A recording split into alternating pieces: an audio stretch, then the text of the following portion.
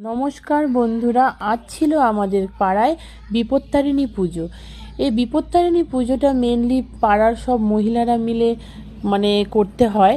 এটা মাঝে মাঝে বিভিন্ন গ্রামাঞ্চলে যে রব উঠে মনসা পুজো, এই শিব পুজো, এটা সেরকমই বিপত্তারিণী পুজো করা রব উঠেছে। তো আমরাও সেরকম 3-4 বাড়িতে চাঁদা তুলে পাড়ার সব মহিলারা মিলে পুজো করেছিলাম এক প্রাইমারি স্কুলের মাঠে আমাদের।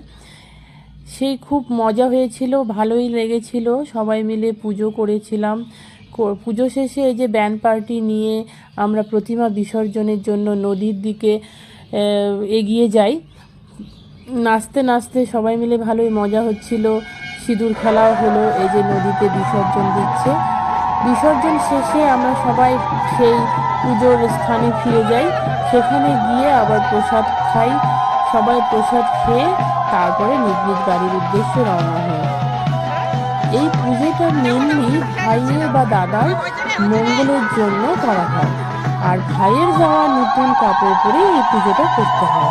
তো আমার তো বাপের বাড়ি অনেকটাই দূরে, তো আমি বলেছিলাম দাদাকে, দাদা আমাকে মোবাইলে ফোনপেতে টাকা পাঠিয়ে দিয়েছিল, তারপরে আমি আর কি নতুন কাপড় কিনি।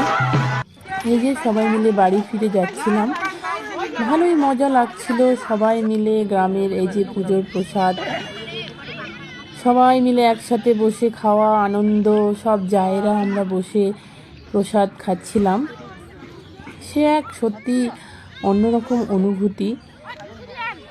এই যে শেষে কিছু ফটো